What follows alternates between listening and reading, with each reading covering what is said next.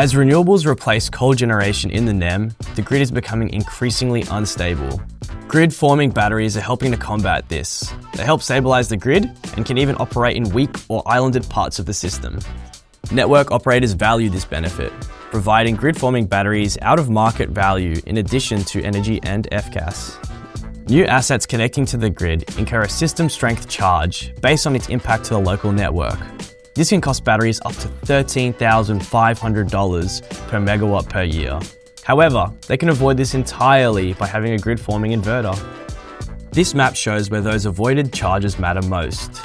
Blue areas show the lowest costs, while red areas highlight where grid-forming can deliver the highest value. Grid-forming batteries can also be contracted to provide inertia and system strength support by the local transmission network service provider.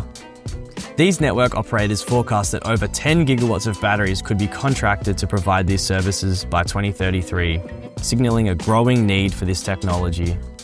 So how much could these contracts be worth? Check out our latest article and our free explainer on grid-forming batteries on the Modo Energy Terminal. Thanks for watching.